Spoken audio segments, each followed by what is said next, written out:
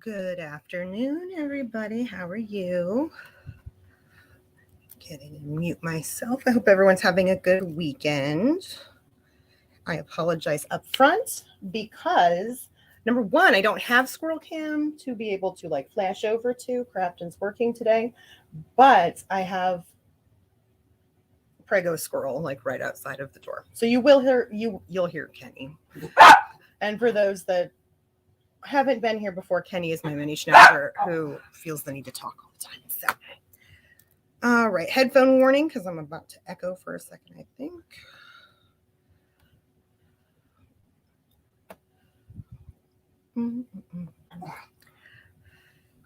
Oh. I got it before I echoed. Progress. Yay. Hey, Memphis Mama, how's your weekend going?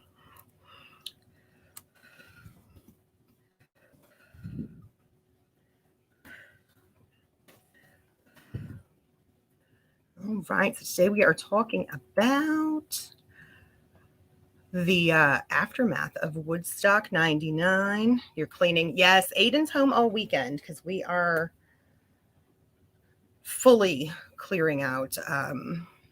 Like we have not gone through his stuff since he was little. And so he's actually staying all weekend while we do all of that in preparation for housing situations. I am going to kick this off though. This is the beauty of non-monetization. I get to play music and I'm excited about that.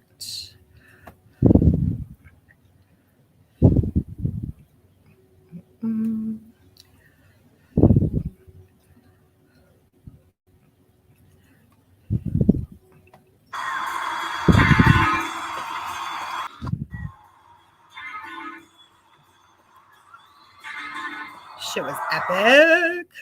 I'm like, that'll get me at least through my first 30 seconds without having to worry about swearing. Epic. And generally speaking too, people think Korn opened Woodstock, but would be missing one of the first legal mishaps of, or near mishaps of Woodstock 99 if we started there, because actually James Brown opened Woodstock 99 on the 23rd of July, 1999. And he opened it 15 minutes late because a theme you're going to see. Today's more kind of laying the groundwork. Next week, we'll get into, there's receipts and stuff today that kind of, and I am going to talk about one of the deaths that happened there. But, and I'll allude to the other ones, but in terms of the legal outcomes, I'm going to give that one today because I think it's going to set it up for why we still have a very good discussion to be had next Saturday, because there's a theme that emerges in honor of Woodstock 99 legal discussion. By the way, there is my 1999 picture there when I was, I think I just turned 20. So that was summer of 99, and as you can see, I was quite the little rock out girl myself. So Woodstock 99 was held in Rome, New York, and it was like an old base. Like they got like a army base, and the reason for that was because they had done a Woodstock 94. And what happened at Woodstock 94 is that they had legit twice the number of people there than they had sold tickets for, right? So going in, it's important to remember that the organizers' primary concern really, they got ripped off. There's no getting around it. That's a lot of gate crashers. You know what I mean? There were more gate crashers at Woodstock 94 than there were paying customers. Okay. So you can imagine being the same group putting 99 together. This was like forefront of their mind. And so it's part of why they selected this one. So you'll see all the grass and things over here. That's camping, as you can see, right? So when you get over here, this is just like all the stage. They had 2 stages. Because another myth is that a lot of people think that the Red Hot Chili Peppers ended Woodstock 99 because we all know how it ended. I'm not spoiling anything. It went up in flames, okay? And very infamously so, went up in flames to the Red Hot Chili Peppers doing Jimi Hendrix Fire. Which was prearranged. Okay. So they had done that at previous shows. It was prearranged. There were a lot of things that actually weren't all that different. And some of them were the most controversial moments. That was one of them. But they actually weren't the last. They weren't the last because they had multiple stages. And on their west stage, which was not the main stage, they still had Dave Mustaine over there with Megadeth. And actually, it ended on Peace Sells, but who's paying? So for anybody who is familiar with Megadeth, quite an appropriate song, but I found that just so ironic that I'm like, just in this like early section where we're just getting ourselves back in the mood of 1999. I don't know how old everybody here is, but it's like revisiting my youth. You know what I mean? So I thought that was crazy. But James Brown opening was late. And it's because he had a contract. He has contracts always. His contracts never really changed. As you can imagine, he'd been doing this for a long time. He was at the first Woodstock, okay? So he gets there and his management's hopping mad because they did not get paid. He requires being paid in full before he will step foot on a stage, okay?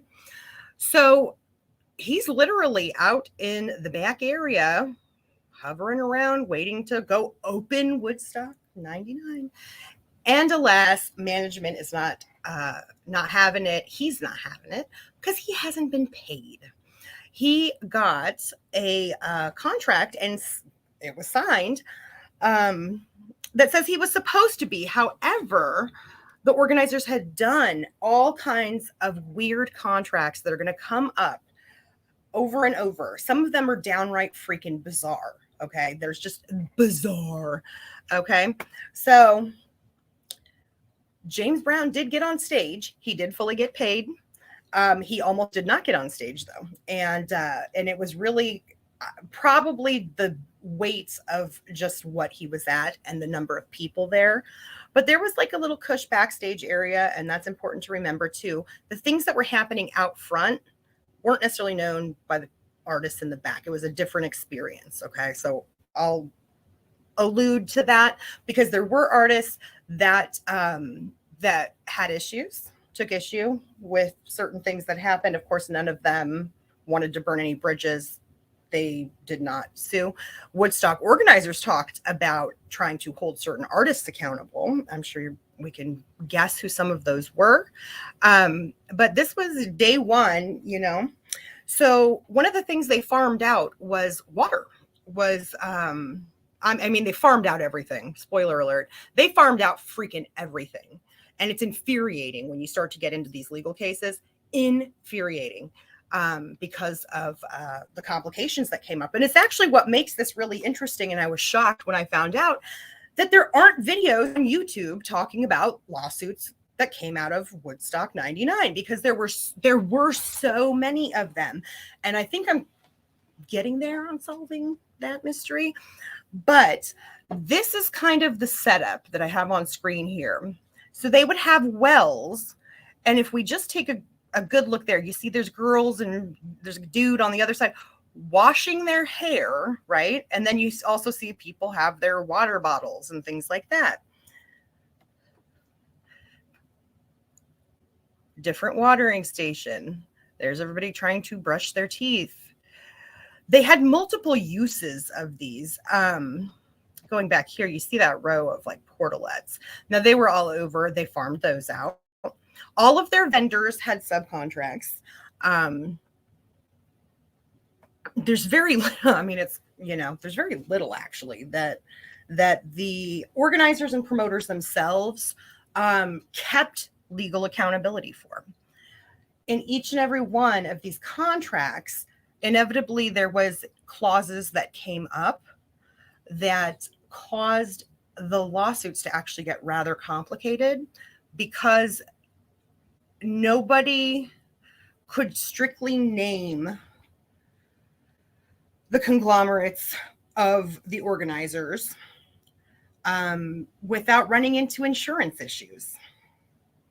So you ended up with multiple parties being privy to a lawsuit that weren't part of original lawsuits. And then there would be litigation between the cities. There was a DOT death. Okay. So there were things where jurisdiction got in the way of investigations. And there were things where, let's cut to the real unfun part of it. There were lives lost. There's one in particular that we're going to talk about today. It's the one that I am going to talk about today because I really want to, as much as some of this stuff is kind of fun to talk about, there were serious outcomes. And, there were deaths at Woodstock 69. There was actually a death at Woodstock 94. Like, people don't fully know that. But, in terms of strictly like death toll, there were 3. One of them is questionable.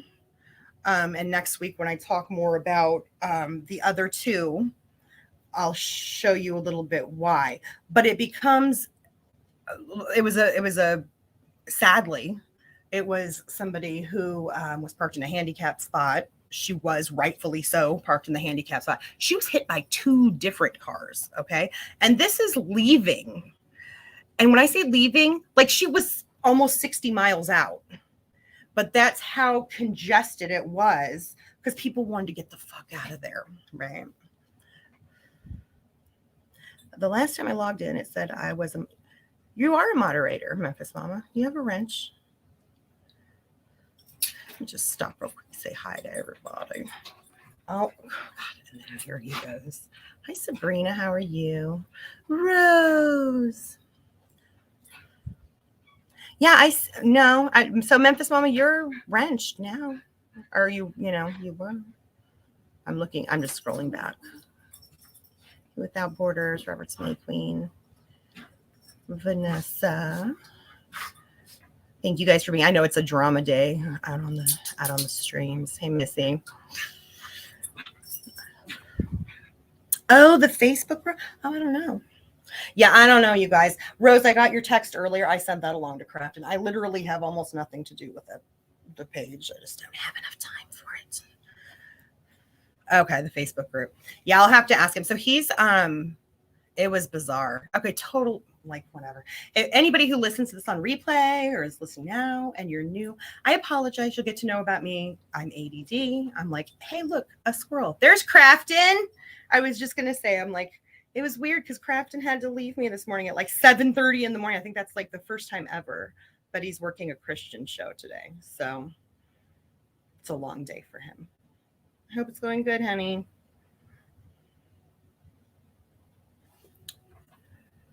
But yeah, text or message him, though, Susie. He'll be able to help with that. Let me change over this graphic, though. So one of them technically didn't happen at Woodstock, but it happened as a result, and usually it's considered part of the death. Another one was a man in his 40s who had a pre-existing condition. It's ascribed there. The one we're going to talk about, though, sadly, he also he suffered with obesity, but he was 24 years old. Okay. Absolutely concrete autopsy says didn't have anything to do with it. And there's a string of medical malpractice things that have arisen. There have been a shit ton of lawsuits.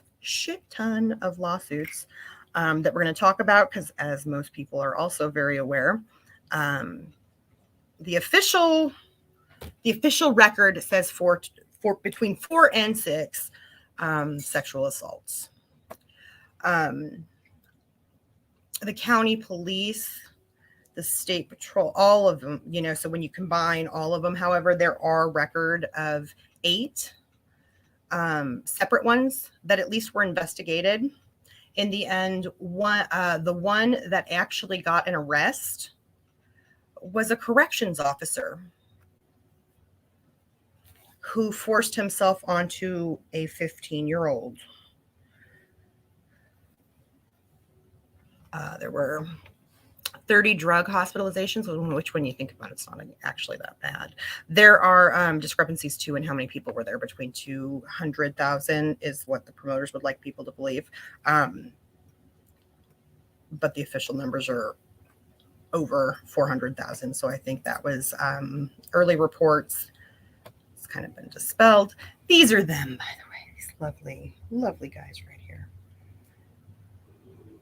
That's right. Did you hear Kenny? He's like, fuck you. So this guy over here in the blue, I'll talk about a few times, right? Because he has the biggest mouth, okay? So he came on 94. His name is John Scherer.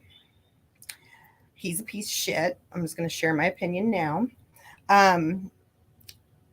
So the young man's name who passed away is David DeRosia. And I want to put his picture up while I talk about him. I don't want to talk about him too much without him being there. Anybody who's watched any of the documentaries will know who he is, because again, he's the one death that there's just no in between. As much as these pieces of shit on the screen right there have spent decades now, right, trying to dispel any liability in what happened to him. At the end of the day, it's extremely sad, and let me get this over because I don't even want to launch into his story without it. Let me see, were there any other I missed? Oh yes, well, we're going to listen to something too here soon. So everyone knows who that is. So Limp Bizkit is blamed a lot, okay? We're not going to talk too much about that until next week, because next week I'm going to have more of the interactive dialogue where I'm definitely going to be more in chat rather than presenting, because I do want to have a dialogue about it, because that's one of those controversial things, right? The lineup that night, though, was interesting, okay? So we had Limp Bizkit, then we had Rage Against the Machine, and then we had Metallica, and David came for Metallica. That was what made him buy his ticket. The tickets were not cheap. In fact, let me do my little handy dandy calculator here, because I now have the conversion memorized by heart, because I had to do so many things, which, by the way, so when they got in there, they had farmed out all their concessions, which everybody knows that, right? So I got a bigger list. People talk about the water. Okay, the water was $4. Most of us have heard that. Most of us have heard from documentaries and stuff that it's between $6 to $7 real time. Okay, so as of today, the most current, and I did it this morning, right? As of today, a slice of pizza. So I was able to hunt down a couple different menu items that were available. So a slice of pizza at Woodstock 99, once you're in the gate, was today's equivalent of $17.43 for one single piece of pizza. Okay. They had what were the burritos, but a lot of us, especially depending on where you live, when we think of burritos and the ones you're buying when you're out and about, we might think of Chipotle or, these kind of, more than one meal sort of things. No, these were described by one of the attendees as more of like a convenience store sort of burrito. You know what I mean? And that was running $14.27. $14 for one of those little shitty burritos that you find in AM PM or, what's out here that would be a I don't want to say Wawa because their food's not bad, but you know what I mean? I'm talking cheap gas station, okay? So when I say they're getting gouged, but check this out. So as much as all that is, okay, so they're paying between $6 and $7 for a bottle of water, which by the way, the beers were $5. Okay, so most people chose the beer. That's been discussed. But what I thought was really interesting is the most expensive item at any concession stand was over $22, and that was for a bag of ice. So more than any meal they could get, and their hamburgers were right up there too in the 20 range. But $22, like you could get a meal or you could get a bag of ice. And they're sitting on tarmac. The estimation was that however hot it was, just by virtue of all of the concrete, it was 5 to 10 more. And then they said there's no way to quantify, because obviously even just this picture I've left sitting up here, you can see it's tight. But if you're in the mosh pit, for instance, and you're moving around, now your body heat has gone up and you have all these bodies around you. Okay. So the internal temperature in any given area would have been a little bit different. But on this night, it was 90 degrees. Just ambient air. So roughly 100 before you factor in body heat and moving around and all of that other stuff. Let me go ahead and pull.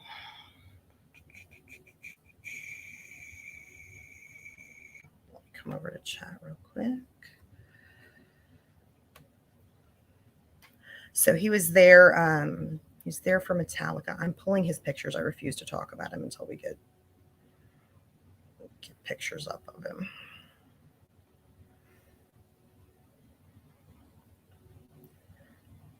There we go.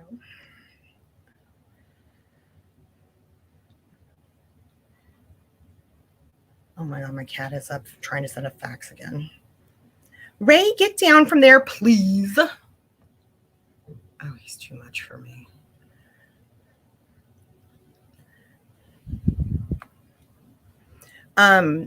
By the second day, by the way, that's the other thing that I want to make sure I mention. By the second day, so they had like water fountains. And so, of course, you can imagine people are bringing their jugs, they're bringing their bottles. The wait time, the highest reported, was an hour and a half.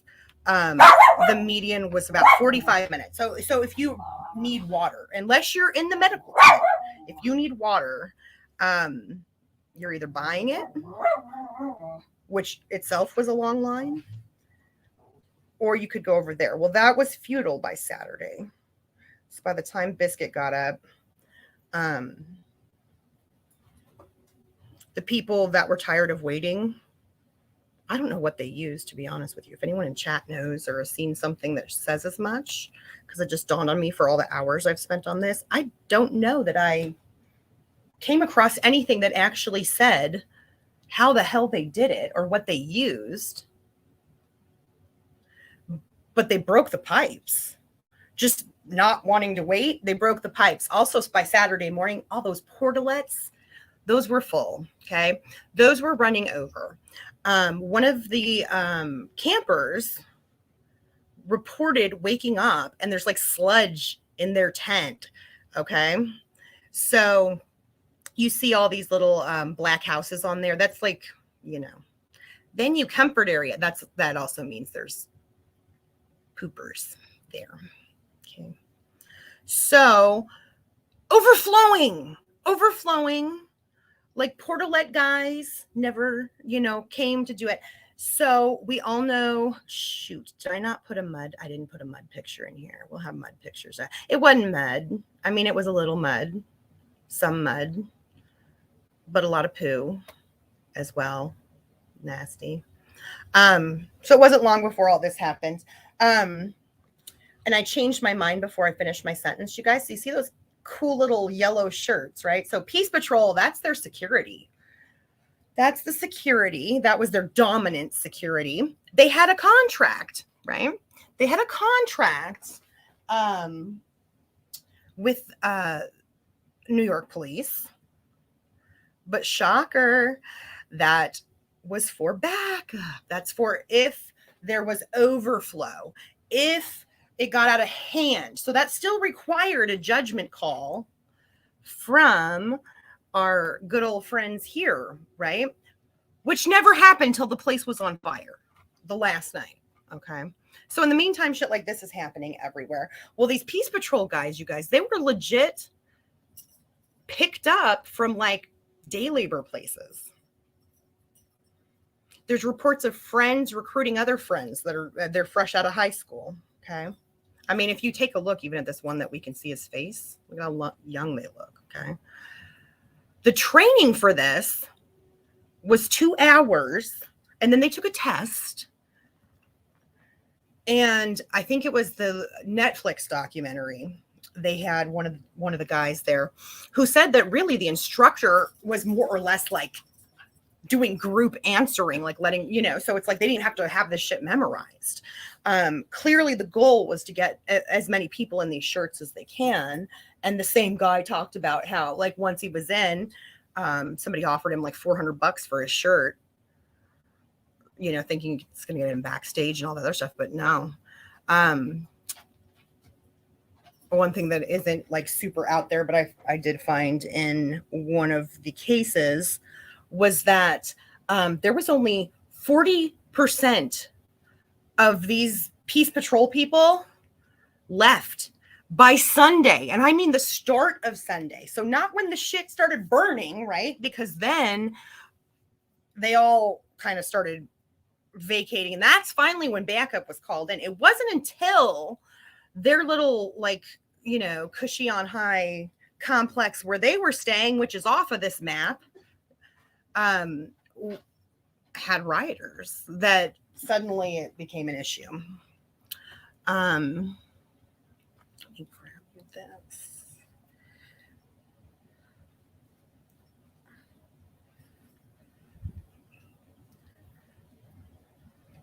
And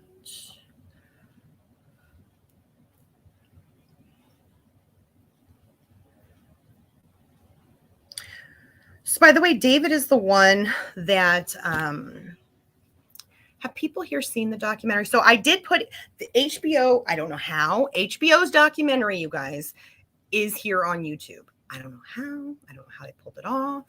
HBO's documentary, you guys, is. And then I did it the whole time, and then I click on a tab. I'm like, why is this tab open? I'm gonna grab a playlist here. So in the playlist section is the HBO documentary. And it's actually been up a while, so I don't know. It's not been caught or whatever, but it's a good one. Now, the Netflix one is not. But in the Netflix one,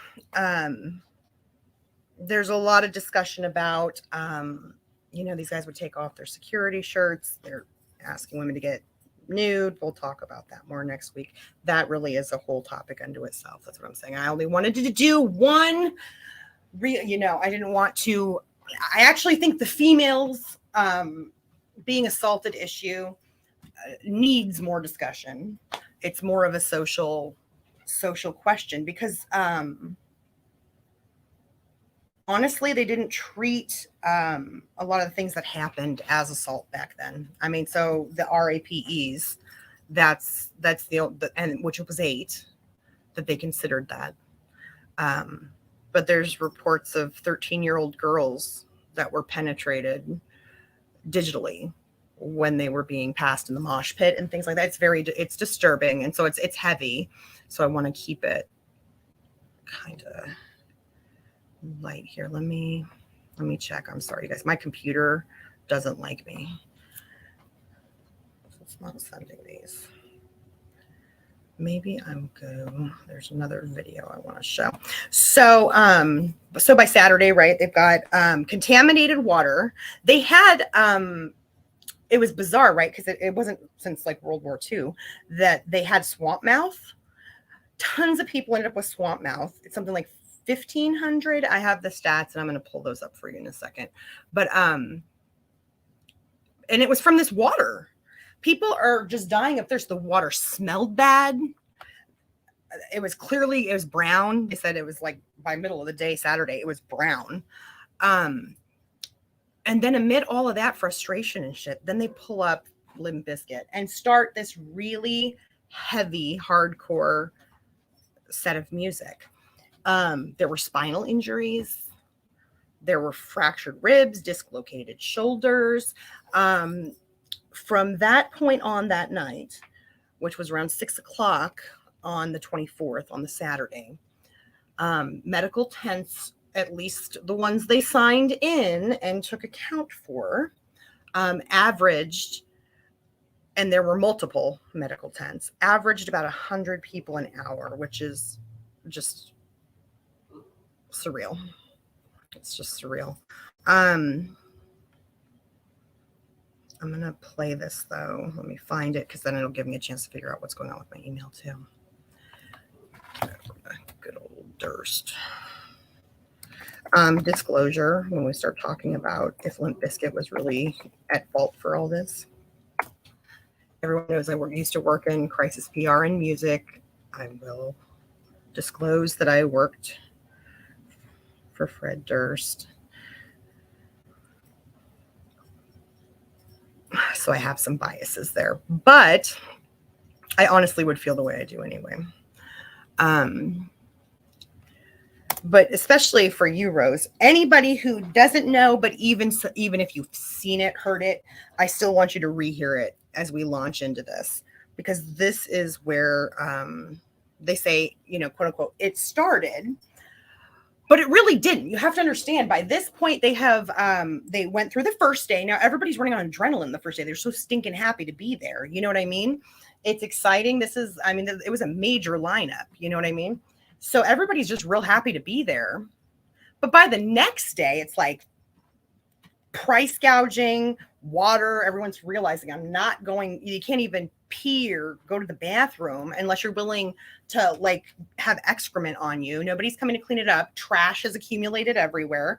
It's gotten to be super hot, and they're realizing like there's no shade. And just in general, it's feeling very claustrophobic, trapped, uncomfortable. So having fun or not, those things are going to start to take a physical toll. Let me get to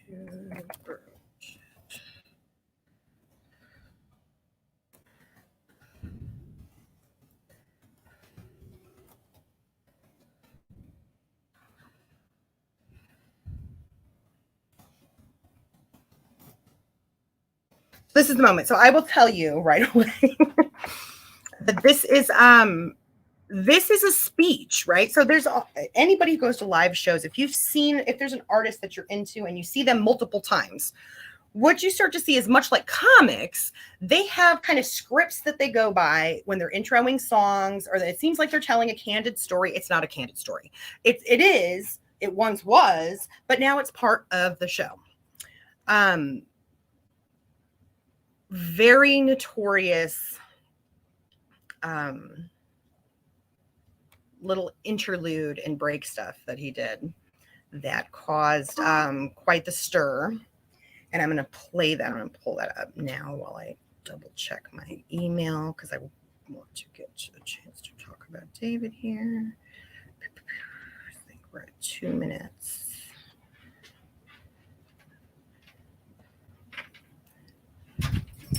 All right, this is it. Let me share my screen real quick.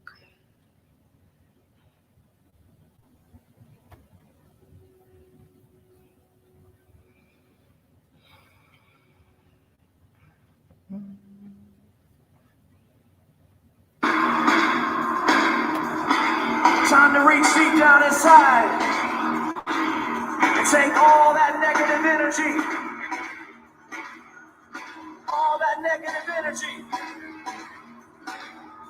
and let that shit out of your fucking system. got girl problems. You got boy problems. You got parent problems. You got boss problems. You got job problems. You got a problem with me. You got a problem with yourself. It's time to take all that negative energy and put it the fuck out. You feel me, Woodstock? All right, let's bring it out. When this song kicks in, I want you to fucking kick in. You got it? I feel like shit.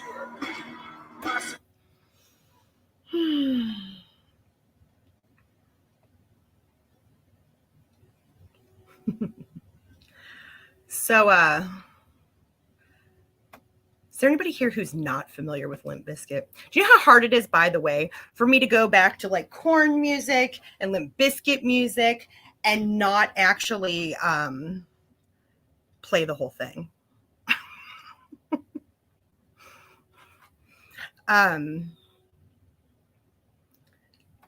Is everyone familiar though? So Rage Against the Machine came after Limp Bizkit, and then Metallica. Almost everybody is very familiar with Metallica. But Limp Bizkit came on. By the way, there was only here's the other thing. There were only 3 female acts the entire show. That's it. 3. And all 3 women were like sexually harassed. I mean, people chanting, "Show me your tits," people, throwing blow-up dolls up there. It was horrible, right? But he came on after Alanis Morissette, which was one of the 3. And so they'd kind of gone through it, and then it's just like this, like amps them all up. And Limp Bizkit is a very like hard hitting sort of band anyway. And nothing that he just said, by the way, I mean, it's alarming if you're not familiar with the band. Otherwise, that's a typical Limp Bizkit show. There was another part, but it's part of one of the documentaries, so I wasn't sure about clipping it. I still might for next week, but I don't know. Where they had asked him, "Can you tell them to calm down because people are getting hurt?" So he does get on the mic and says, "Hey, I don't want people getting hurt. I don't know that you need to calm down." And then he sort of dissed Alanis Morissette and said some shit, right? So that set and that song is when the concert goers went for the sound booth and they broke apart the sound booth. Okay. Many people were hurt in that process. There were many people that got dislocated shoulders and things like that. There were skull injuries. I mean, it was just bad. Okay. And it was coming from things like this. So they had torn it apart. The sound guys actually vacated. Let me see. Do I have like an overview? Actually, you know what? I think my background is. Hold on one second. Let me see if I can get my background in the forefront. If I have to leave the stream for just a second, I'm going to do it so you guys can see the background that I have. Yeah, hold on. I'll be right back. But take a look, take a look at the crowd, okay? So there were two main shows that 80% of the people that were sort of asked by media, MTV was there covering it. When they were asked, "What band are you here to see?" It was Korn or it was Limp Bizkit. 80% of them, okay? So this is at full capacity. I'm going to remove this picture and then I'm going to take myself off the screen for just a second so you can see the full weight of this. Now, keep in mind, if you get hurt, if you get trampled, if anything happens to you, this is what you have to make your way out of, because as you will see, there's no fucking medical tents sat anywhere. I mean, you have to get to one of these edges and it's just, and if you're hurt, it's not possible. And that factored in heavily to what happened to David. So I'm going to leave this. And again, I just want you to take in the enormity of this and imagine if you are him, where this is the band you wanted to see. You're going in, it's going to be, there's going to be a pit going, but he wanted to be front and center, and he did make his way front and center. It was so intense that his friends like, I don't know if I can do this. We still have a whole nother day. And they agreed to meet back at the tent. But at the time he got hurt, he was front and center. Have a look at this.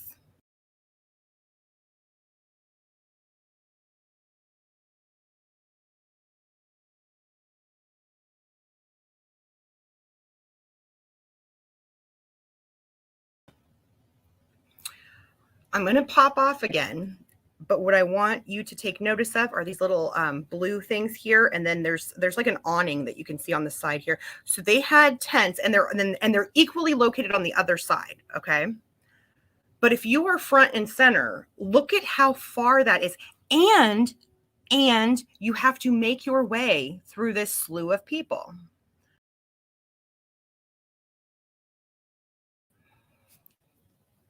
It's horrible. It's horrible.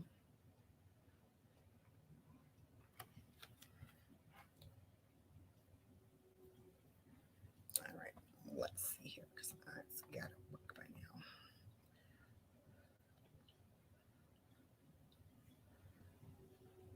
So I was telling Crafton too, I'm like, I don't like the idea of doing pre-recorded, but I can see now why people do, because it's just shit always goes weird.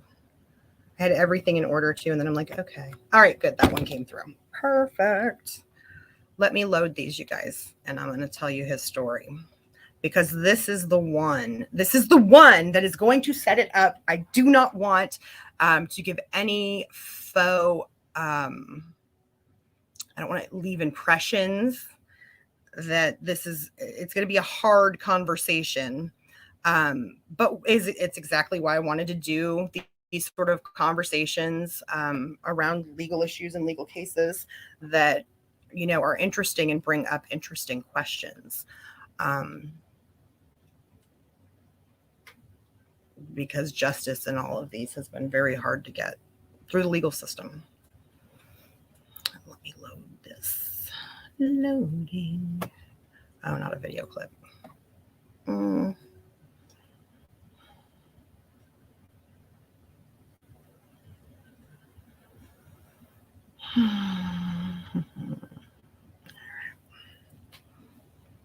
Just let me get, if I can get one of them up there, it's enough. That's his medical record. Hold on. And we have a couple of his medical ones too. Okay, let me delete these water ones. So, okay, so the first thing is that it's important to know him and his friends, like, money was not an issue. There were obviously a lot of college kids, things like that. They did not budget for what was being charged. And so they're undernourished. They are choosing alcohol over hydration, you know, things like that. He is not one of those cases. So that's kind of a big thing to keep in mind, is that, you know, he was able to get water at the frequency that it was available. You know, obviously, if you're out in this crowd, this massive crowd, that I took myself off so that you could kind of fully absorb again, which was this way for all the major acts, and definitely Metallica was. That whole tarmac stayed looking like that for the duration of Saturday night. And they had a rave hangar, because it's an Air Force base. And the biggest headliner for the raves also came that Saturday night, right? So by the time you get to Sunday, when riots kick out by the end, most people were up most of the night, and had they thought that through, or if these idiots here had known anything about the music acts that they were booking, they'd probably know that, because everybody hung out for Limp Bizkit. That's who a lot of people were there to see. And then they aren't going to miss Rage Against the Machine. That's what they paid for, right? They want to see all the major bands. And definitely Metallica, who had played 94. You know, that was a big deal then. Then they had Fatboy Slim doing the rave, who was like the major one. And you know what? I think Moby was there too, but that wasn't the night. And Moby wasn't quite like massively, like Fatboy Slim was much bigger at that point. So he didn't make it that far, sadly. This all happened when the only people he was there to see, like, this was what his big thing was. And here is, so David is the one in the hat. Okay.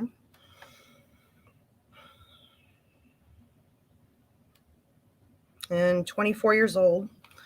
He lived with his mom, and he had moved back in with his mom. He moved out, when she has, or had Lyme disease. Her Lyme disease left her intermittently blind. She had lesions on her muscles that gave her, side effects that were much like MS. And he chose to care for her. And then just like totally, like, it tells you a lot about him as an individual. And then he had, and then he also had a job.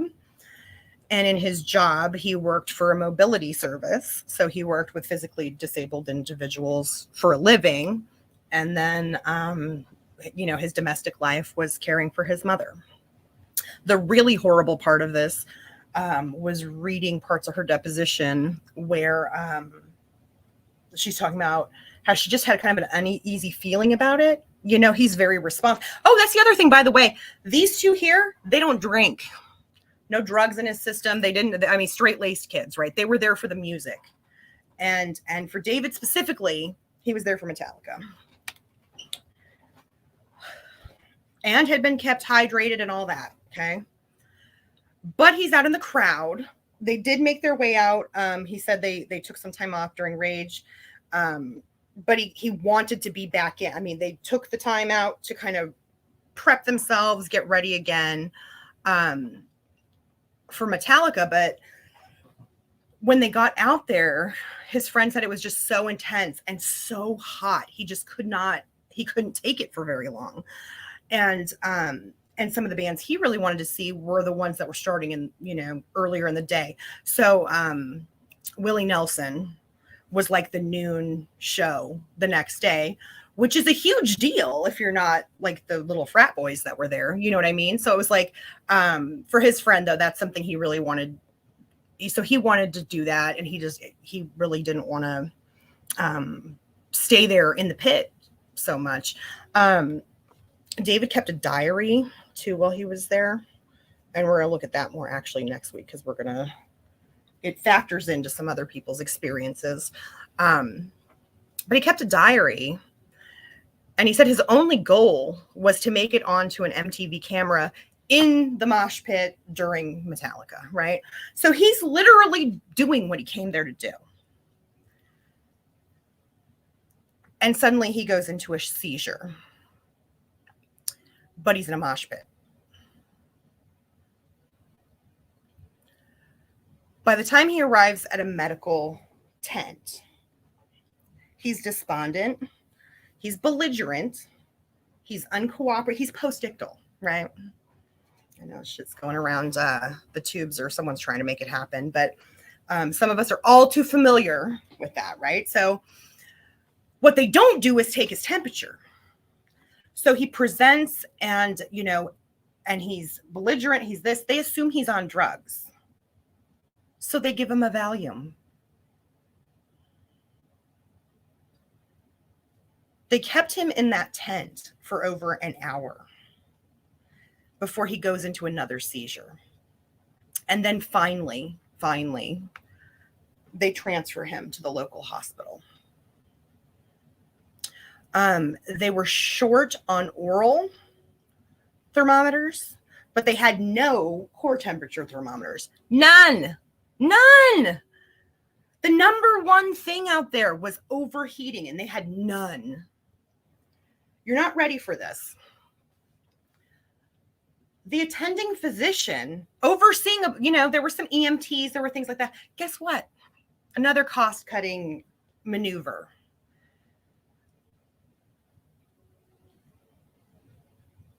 He was 2 years into, why is the word, help me out. Is Rose still in here? What's the 2 years residency? 2-year residency. The hospital had sent residents And, you know, the people they felt they could afford to send. Yeah, the poor guy just needed water. Oh, you're gonna hate this though, Vanessa. It gets worse. So he's out at this local hospital. He starts bleeding from, and the medical records say all orifices.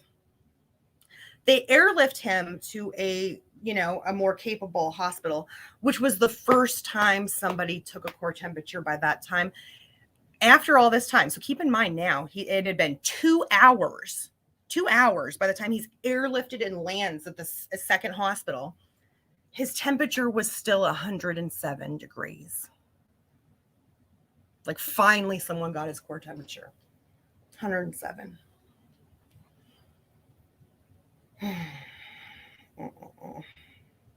Sorry, let's just give me a second, you guys. I don't want to get emotional. All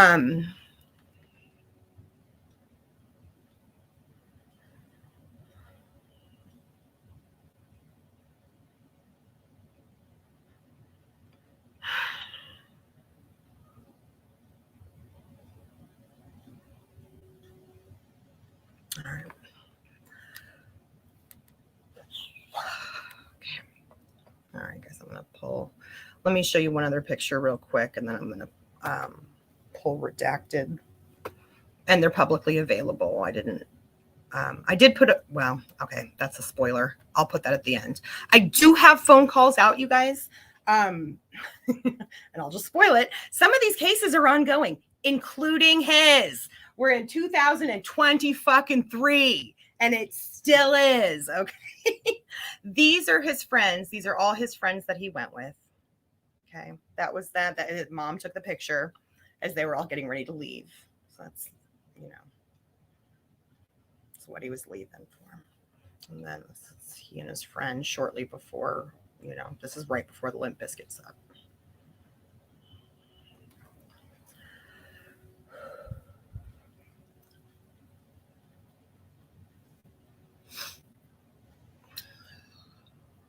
So it's David's. You can see, by the way, it's been marked for exhibit. Let me find when to delete. I'm going to pull up the actual notes. Let's get rid of. Yeah, let's get rid of this. So again, keeping in mind that it was, wait, let me get rid of, I'll get rid of the water girl. Let's get rid of the water girl. Oops. No, I don't want to change the name. I want to delete it. I'm going to have to get my own StreamYard, you guys. Me and Crafton are like sharing, and it's rough.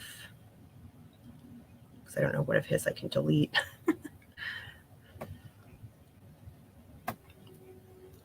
Oh, are you kidding me? Like, where is it? 47.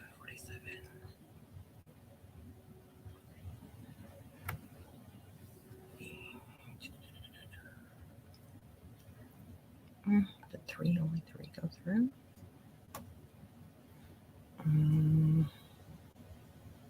Yeah. I have to grab it, you guys.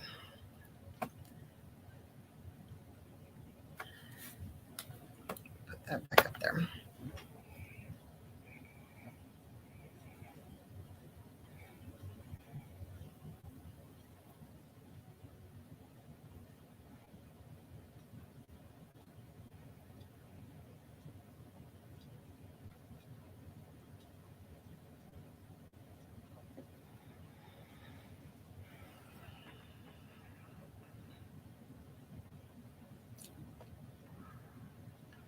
There it is. That's what I want.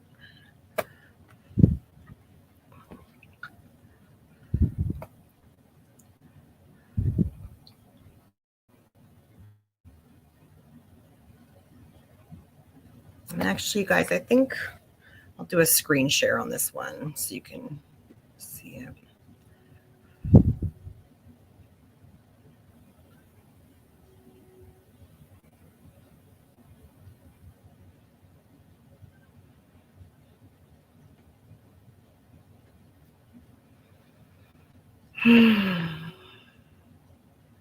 Oh, this is going to make me sick to talk about. I'm like trying so so hard. I want to be professional for those that don't know me, but I'm pissed. Pissed.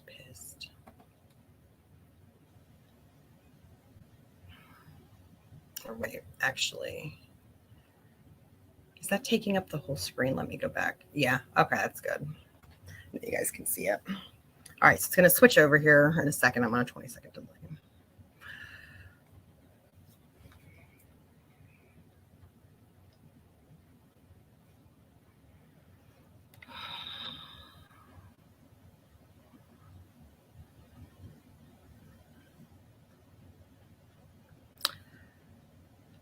So his mom got the call on Monday. She never saw him. I mean, she got to see him. But he was in a coma by then. I'm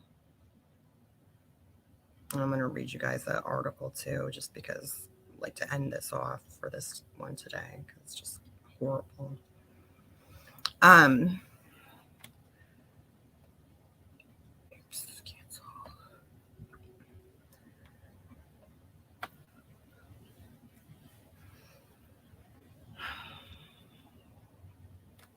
So, young male of unknown name, age, around unknown, blah blah blah. Right. So it's saying they don't have any information because by the time he got there, So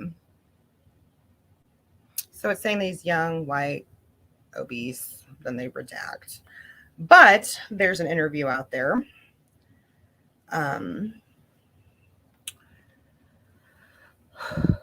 So he was 340 pounds, right?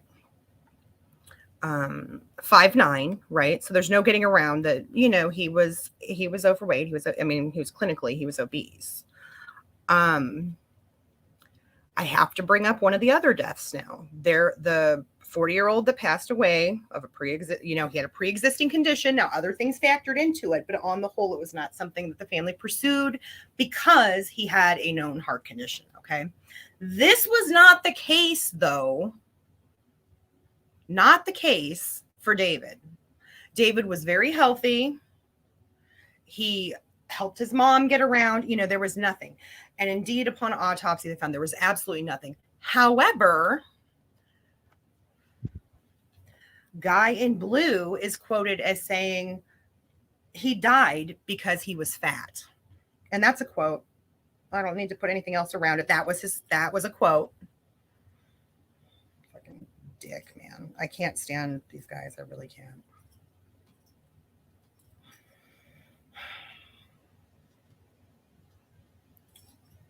He went on in his deposition to say that they'd hired highly qualified doctors for each of the 10 medical tents. And they had a 72, you guys are going to hate this, 72-bed portable hospital. They also equipped each medical tent with both water and Gatorade. Neither of which was given to him. Except for, no, it wasn't, because his Valium was given intravenously.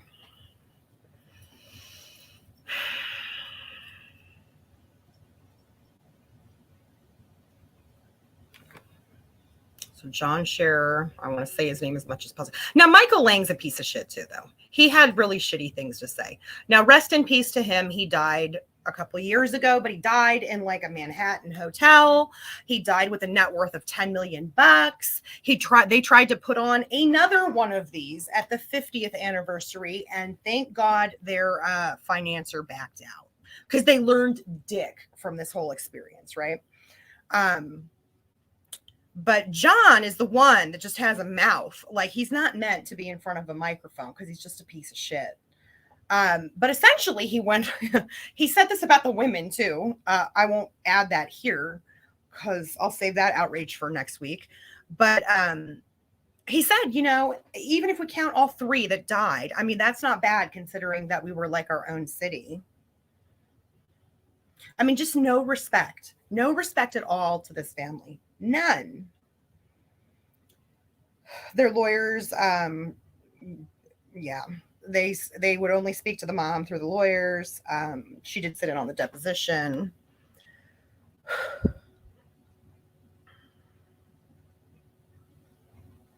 Sedent, I don't know if I'm saying it right. Sedent Mobility, by the way, is where he worked. He was from Connecticut. So he lived with his mom to take care of her, but he also paid her $500 a month in rent on top of it. I mean, it just says a lot about him, right? I mean, it's so sad. It's just sad. She and his mom had wanted, he has a sister, right? So his mom has a different last name, by the way. Let me find her first name because it's eluding me right now. Her last name's Johnson, but I need to find it. She had a really pretty first name too. It's just, so it's Lorelei Johnson. Lorelei Johnson's the mom. So she didn't want to be a burden to her two kids, so she asked to be put in a nursing home, and he just wasn't having it, right? So he moved back home to care for her, and then he paid her rent on top of it. She didn't want him to go. She had a bad feeling. The next thing she hears, a police officer, her local police have knocked on her door, tell her what's happened. She did get to see him in the coma right before he died. He also had another bleeding incident. So she was there. She saw him like in his final moments. And Rose, I don't know, there's got to, and because I didn't get into like I was too busy reading the legal stuff, and it's so, I mean, once you guys know more about the ones next week where, like I said, there's insurance companies, there's cross suing. It was like a whole thing, but I wanted to spend as much time as I could on this, but I don't understand medically what would cause him to bleed. I mean, it says every orifice. So, and obviously his cause of death was hyperthermia. Yeah. No, so that was a direct quote. He died because he's fat. He was fat.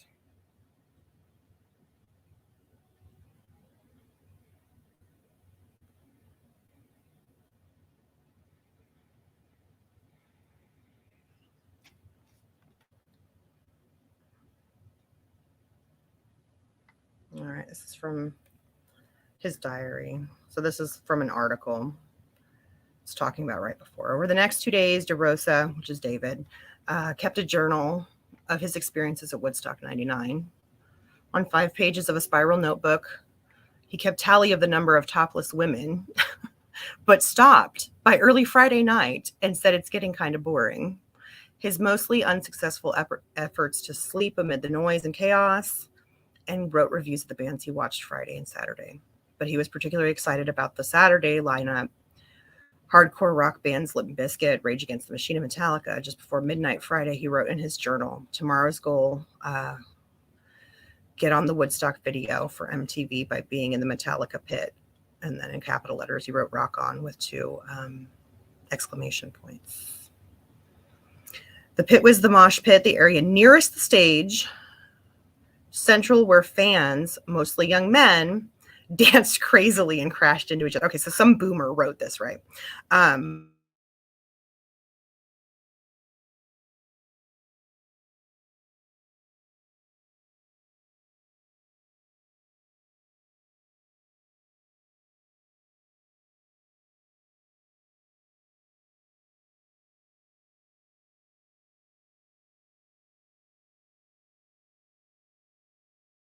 David V. His friend is David V. Said that water for them was never a problem.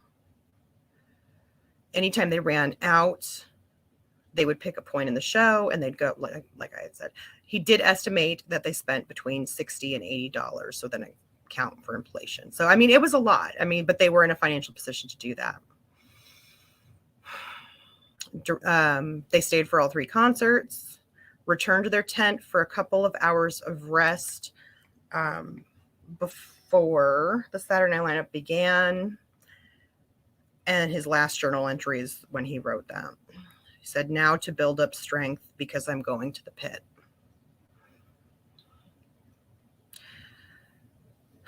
by the time Metallica came on, which was later in the night, you guys. So let me pull, I don't think I got rid of that. So if you see when this Limp Bizkit one, right, you can see by then you're getting, the sun is starting to go down.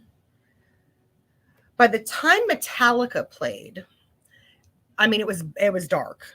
Okay. So it remained 80 degrees out there.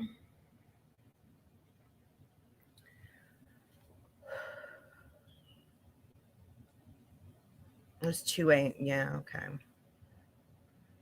It's midnight. Midnight is their estimated time.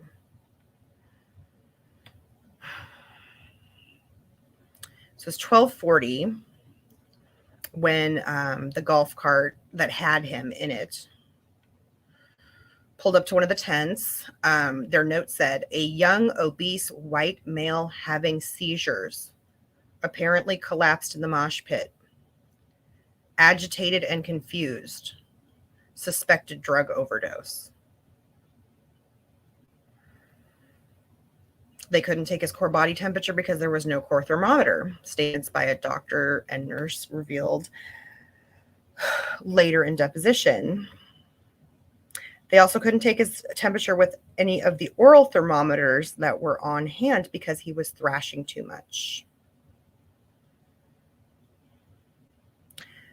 Medical crew claimed that they had problems getting an intravenous tube in because he was swinging his arms and that he was not able to be rehydrated that way. But that is how they administered his Valium, though, which is, I thought, was interesting. But again, I'm not a medical person.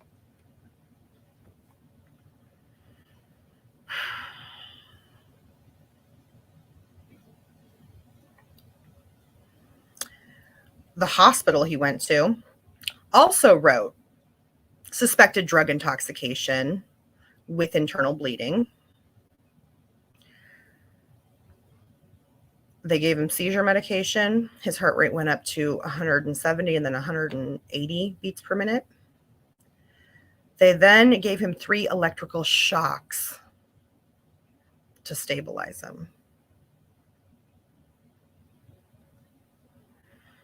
And then an hour later, when he started bleeding again, they sent him to University Hospital, which is eventually where he died.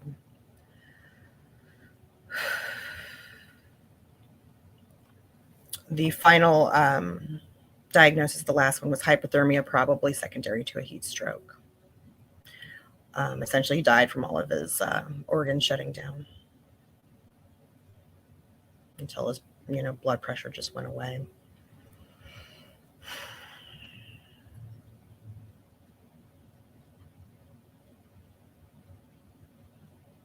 Sorry.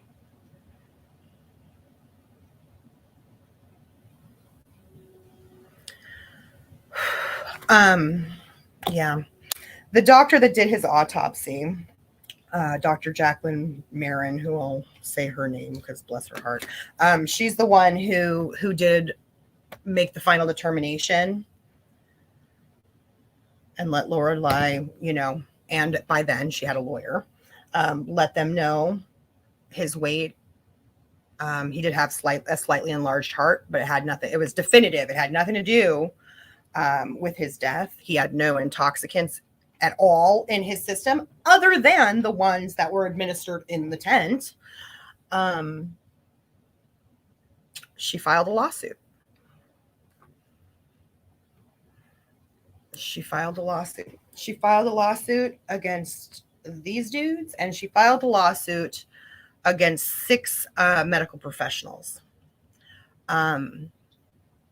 Obviously, when, it's when deposition started that she started to get additional information. I'm going to share my screen, you guys. Hold on.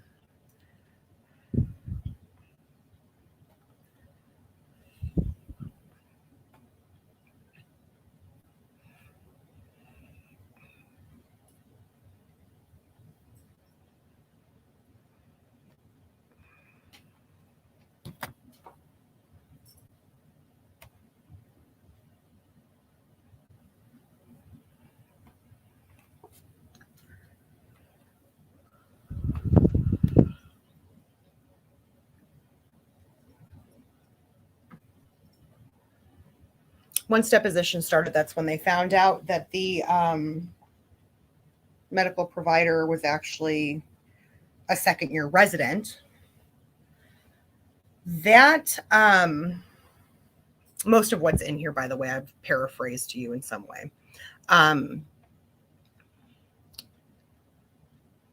Get ready for it.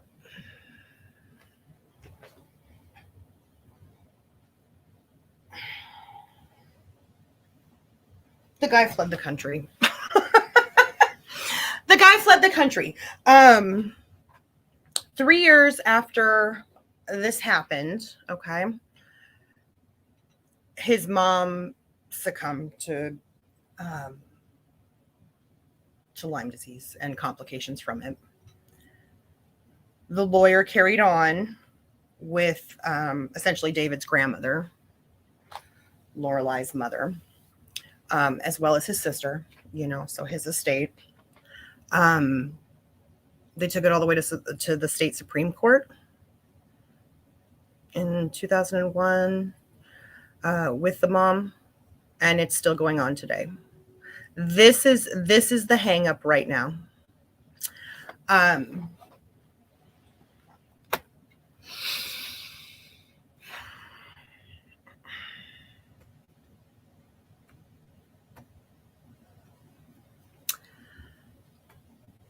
The promoters and organizers were all dismissed out of the case because their contract with the hospitals that provided these medical professionals indemnified them.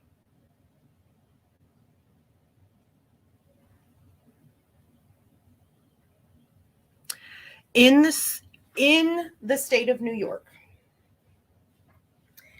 there is a $350,000 cap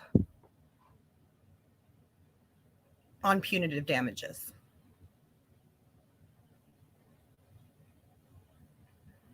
These medical providers, one, by the way, one EMT lost his job.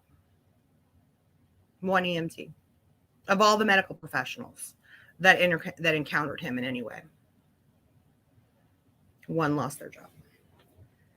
The main target of the suit fled the country, and they've been chasing him down ever since.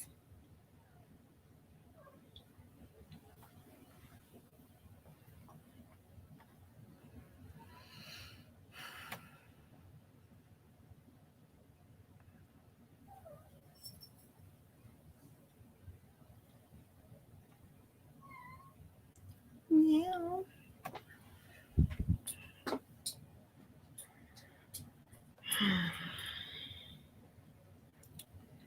All right, I'm going to give you one more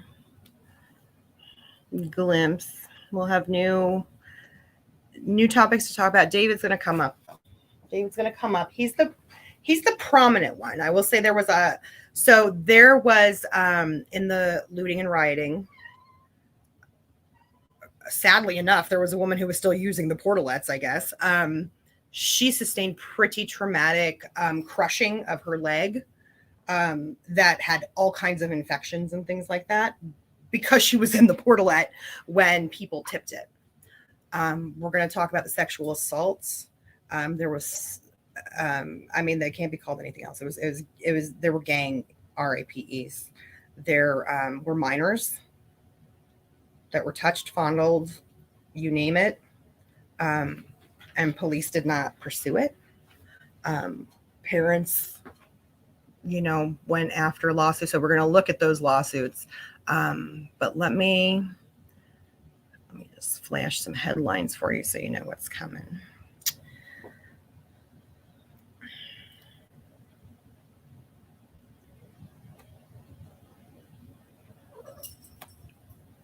It's a very sad story. Now, because I was able to locate, there's two people whose lawyers I was able to find contact info for, and I found it late in the week. So I have calls in, just seeing if they want to give any updates, anything like that. make any comments. So I'll have an update for that too next week.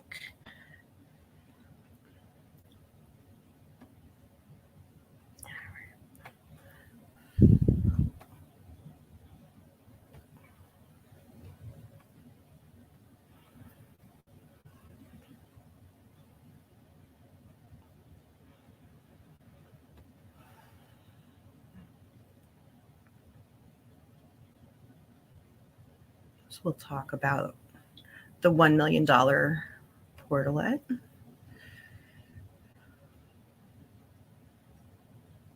We'll talk about the 20-year-old that was forcibly raped by a prison guard. So really, in the scheme of things, if you think back on those yellow shirts, landing a security guard was like, of course he was hired. We're going to talk about all of the sexual assaults, though. We're not just going to talk about the 8, since the bigger conversation is going to be the fact that they can only considered forcible penetration, genital to genital, or genital to mouth, that kind of thing, sadly. Hopefully we'll have an update on this one. But again, I am also pulling up some information about this because I have to think the guy picked Switzerland. We're going to talk about this guy. Only 44 people, you guys. 44 people. Think of all the footage, all the fires, all that stuff. Only 44 people were ever arrested. Here's one of them. He did an interview. I found it, looked up his case. We're going to talk about him.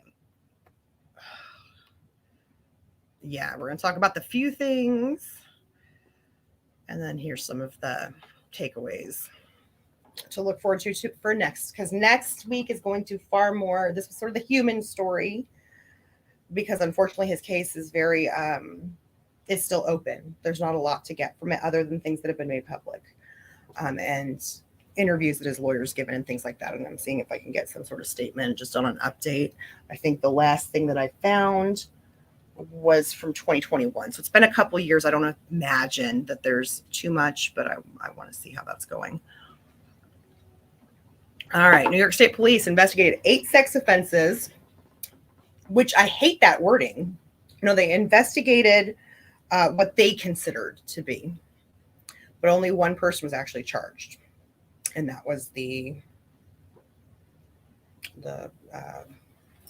one you'd least likely think.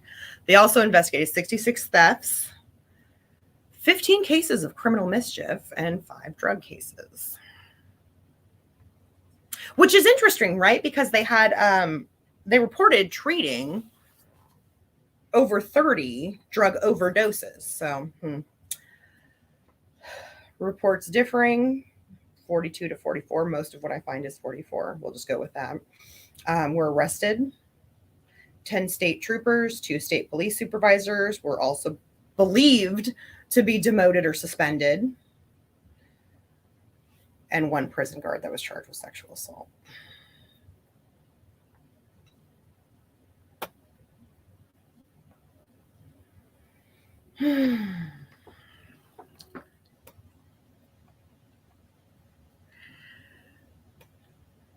I appreciate everybody who's kind of hung in for this one. I kind of did this on purpose. I want everyone to understand that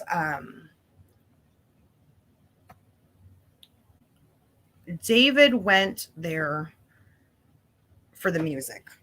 And that's why we sort of started. We started with the music. And it was fun, and it was, it's like reminiscent, and it evokes things.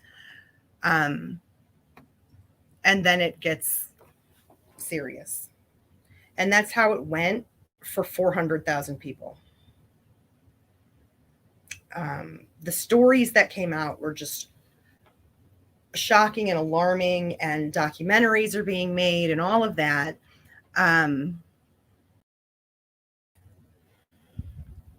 But in the end, we live in a country where justice, no amount of money brings a loved one back. no amount of money, no amount of firing and accountability, no amount of jail time, no amount of stripped credentials, like gives a woman that peace of mind back. And, you know, like I said, the HBO documentary is older, but you can, I mean, so it's in the playlist. You just look and play, or actually it's probably in the community tab section. I think I shared the playlist yesterday. So anyone who wants to watch that, you can have a look, and there you'll see, you know, 1999, this was like the time of Girls Gone Wild. This was, I mean, it was a different time. It really was. It was rap videos, you know, it's like women, this is pre-Me Too. You know, they certainly weren't in for, you know, mischief and all this other stuff. They didn't care about people being naked. I mean, it's Woodstock. I mean, you had every performer going up there, you know, saying it. I will say this though. There's some that'll say it now. I won't say that. Jonathan Davis has a lot to say. I will say this. He's one that likes to be like Fred Durst. He probably thinks Fred Durst is an asshole from knowing Fred Durst, because Fred Durst can be an asshole. But the first two sexual assaults that happened during Korn. Another reason that I just don't think it has anything to do. I mean, the angry music, they booked who was popular, you know? So that kind of music was popular then because it just hit something inside of young people, old people, you know, that was what was popular for a reason. But they were two minors. The very first night. So there's a lot of little twists here where it's like, you know, that's not about, geez, you've been there. I mean, I don't think there's an excuse ever. You know what I mean? But it's not like some of these medical situations and medical cases. These are predators that were able to come in through this. And like I said, even women that law enforcement didn't take seriously and didn't even count as quote unquote sexual assaults back then. They went for their, you better believe, like parents were suing. There was a class action, spoiler alert, class action. There were a couple of them actually, but there was an actual class action from women who were violated and felt like there was not enough security. Because there wasn't. And these were not trained security guards even. And most of them took their shirts off and just, cool, I got in for free. By the second day, there's pictures of them with naked women too, you know. A lot of people have sort of changed their tune. Let me see, I wrote his name down because I wanted to give props where it was due. There was only one, a lot of the acts got up there and encouraged just women to, you know, show us your titties, that kind of thing. Which, by the way, if they want to walk around naked and it's allowed in there, then power to them, right? That doesn't give anyone a you know, invitation to violate them. But there was one, oh God, where did I write it? Lead singer of The Offspring. He's the only one who said something, speaking up and saying, you know, these women should be allowed to mosh, to hang out, you know. I mean, guys are running around with their dinghies hanging out too. How many women do you think are like running up and being like, tug, tug? Like, I don't think it happens. I really don't. We're not that fascinated, right? Like, it's like, whatever the case is, but it's like, you know, he was the only one that got up on that stage and actually saw what was happening, because it was all happening right in front of the Dexter Holland from Offspring, lead singer. Let me see if there's a YouTube thing, because I would love to end it on that, like on some sort of positive note. And it's no knock to other people, you know, that since, you know, because I can see too, there's so many, it's like, you know, I can't say for sure that people were on stage and didn't and saw things. But it's hard for me to believe they didn't. There were just too many people treated with bloody injuries. There were too many women being groped. I mean, you can't see any footage, and you see it. You see it happening. So it's just bizarre to me that he's the only one who saw anything. But the fact that he interrupted his set to actually say something.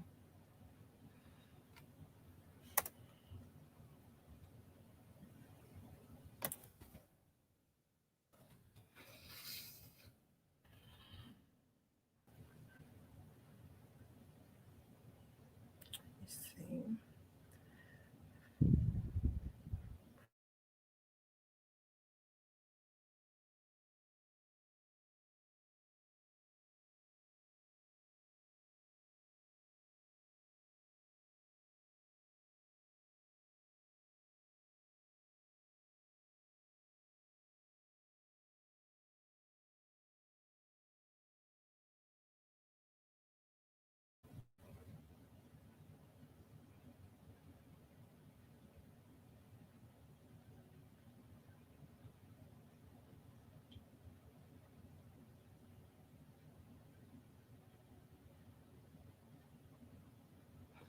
I'll find it. I know it's so I don't care about clipping that. I will find it, and maybe that's a good way to open next time too.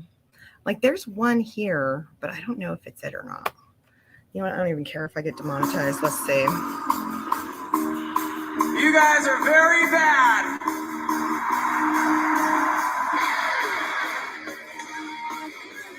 Everybody's head, everywhere is that cause of pain.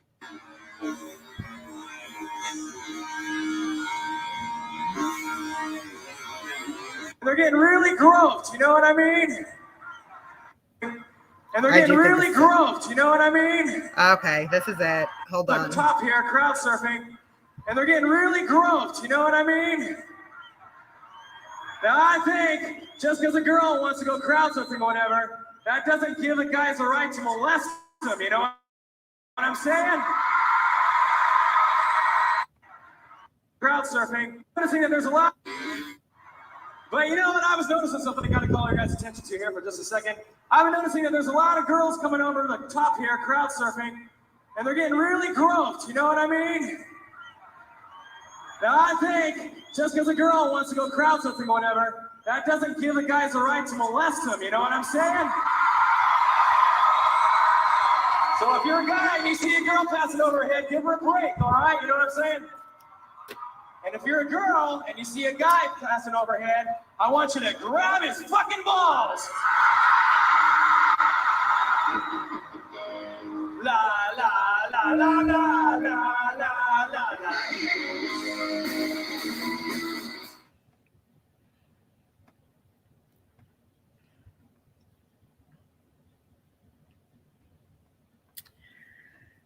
All right. So that's next week, guys. That's next week. We will what I can assure you, by the way, and you could probably figure this out. There's not going to be there's no names. I'm not going to, there's no names that are going to be given out. There's only abstracts of their cases. So a big portion of next week actually is just going to be sort of talking about the general outcomes of these cases. I'm going to introduce you to the class actions, and I'm going to tell you what's known, and I'm going to explain out the individual lawsuits that were filed, because there were 3 separate individual lawsuits, and those are not the personal injury ones that I'm talking about with the porta potties and all that stuff. I'm talking about sexual assault victims. And one of them was a 13-year-old who the police did not treat as though she was assaulted.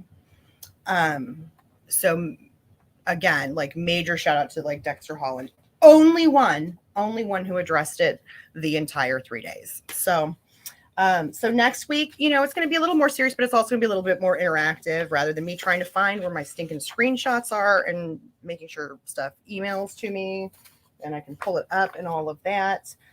There will be some other graphics, but it's enough where I can just load it in, because actually I want to that's more of the legal stuff that I spent a bunch of time digging into. So yeah, Memphis Mama, like I was like, I mean, it's just, yeah.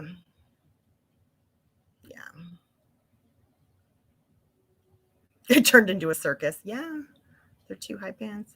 Hey Meg, how are you?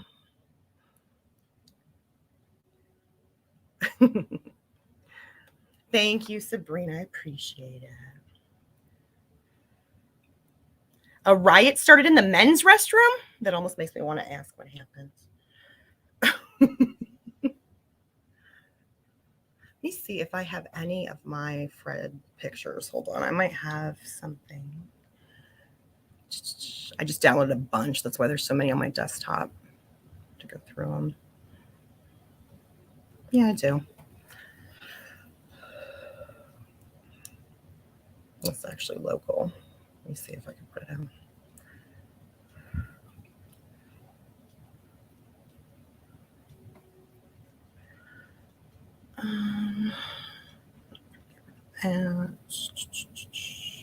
It's so weird. I don't know what of Crafton's I can get rid of. This whole sharing. We have two of the same one. Well, there's one I can get rid of. No, I'll change the name. Delete.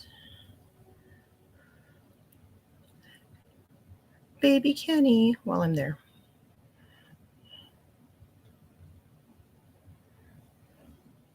So I have never seen Korn live.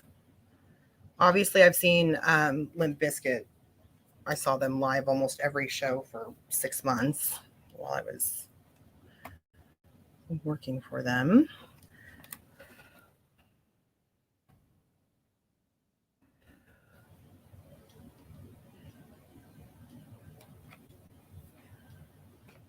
I was here in New Jersey.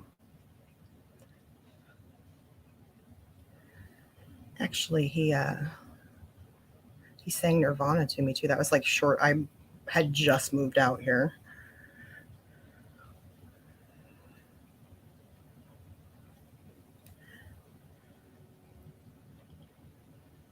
Oh my gosh. With a folded chair. Oh my goodness. Awesome. Did he come out and tell you, like, was he hurt? Have a good one, Molly. Oh, thank you, Vanessa. It's a hard one. Anytime that I like cover, I don't know. It's like I'm all into the whole like legal side of stuff, but it's like there's the person, the people behind it. It just sucks. It's like this one, you guys, I will say too, was like really emotionally hard because there's not very good outcomes. You know what I mean? It's so much easier when you're talking about legal cases and you're like, hey, and then, it all turns out gravy in the end, because we like to think that our legal system is going to bring it to a place that has some sort of justice, for people like David or David's mom, who is now deceased. You know what I mean? And I will tell you, like his case, there was just his case obviously is like the biggest one in terms of publicly available information, because there wasn't things like assault involved in it. There are some things that are harder because it was medical. So like there's whole pages of redactions, and you just don't get to see very much. But then at least the deposition narrative give you some of the information, enough to where we know what happened. The problem is they can't seem to get it into a court. And apparently skipping to, Switzerland is enough to hold it up. And here we are in 2023. This was from Woodstock 99. But I know next week will be tough, but it's, but in some ways too, it will remind us as women how far we've come. Because some of the stories are just freaking heart-wrenching. And then when you realize that, these New York troopers were just sort of allowed to decide what qualified and what didn't. So, I guess I shouldn't be too shocked when they're saying 44 were arrested, because apparently if you molest a 13-year-old being passed around, that wasn't enough. And that's really, really sad. Really sad. So I think there will be some positives as well. But I really appreciate you guys hanging in because eventually I'm going to get the hang of all this. But I was accidentally watching an old clip for The View. And this is a compliment. But your voice and the way you hold yourself.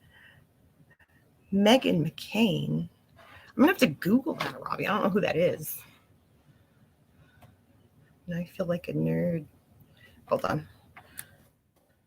Meghan McCain. Oh my God, from The View. Okay, now you're talking about. I think that's good. Okay, good. It's like, is that good or bad? I was trying to remember where you are. You know what I mean? It's too much. Well, thank you for popping in, Robbie. Oh, and I'm sorry, there were documentary crews all over the place.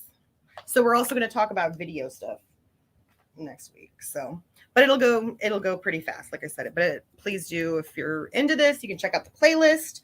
And there's all kinds of little things, including a lot of raw. I tried to make it really mixed. It's mixed, honey. In that there's a lot of attendees who have put their own footage, just their raw footage, lugging their big old 1999 camcorders around. You know what I mean? So, you know, that's there. So if you want to see kind of raw, and I think that, and those were the ones too, by the way, where I'm like, nah, there was a lot of non-consensual touching going around. But then I also put kind of composed ones. The HBO documentary was up there. So there's enough there to where if this kind of got you interested, you can see more. And then next week we'll talk about all the other stuff and then have a conversation about what's changed. So have a good rest of your weekend, everybody. If you haven't already liked and subscribed, that would be incredibly helpful. We're trying to, and I'm super grateful. Thank you, everybody who has, because for only having, I think a few days ago was a month that I've been doing lives. And so we're almost to 800. So that